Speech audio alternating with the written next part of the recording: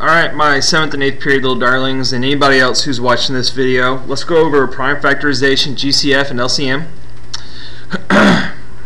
Let's start with prime factorization. You're going to find the prime factorization of 12, 28, and 20.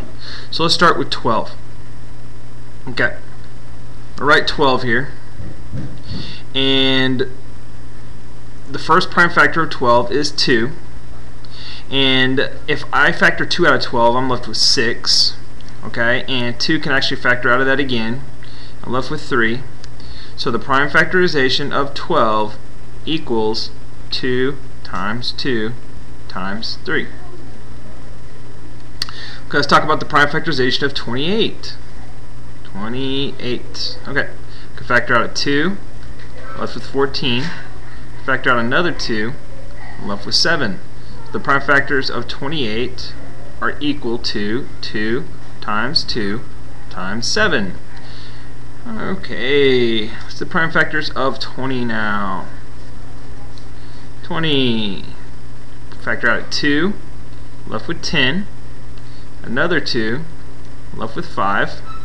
The prime factors of 20 are equal to 2 times 2 times 5. Okay, that's the prime factorization of these three numbers. Now let's look at how we can use them to find the GCF. In order to find the GCF, sir,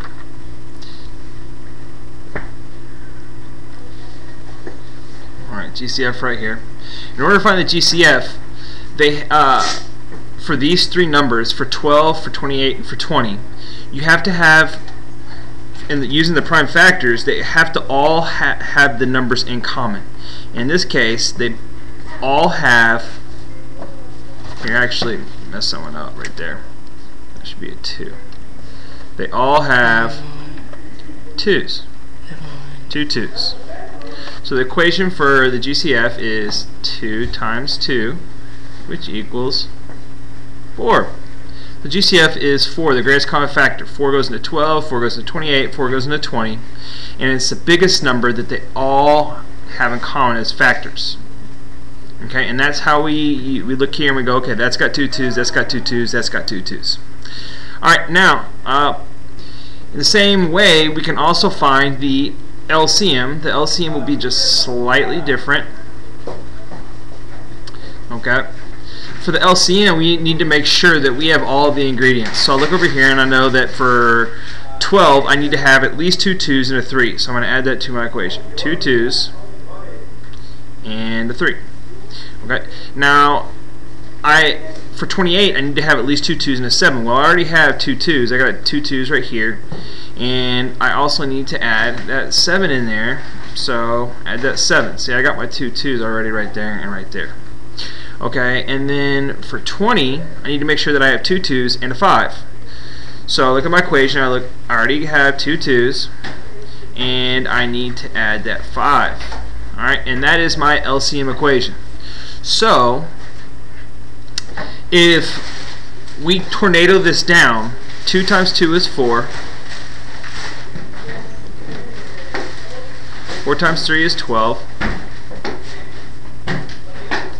7 times 12. 7 times 12. Well, 10 times 7 is 70 plus 2 times 7, which is 14.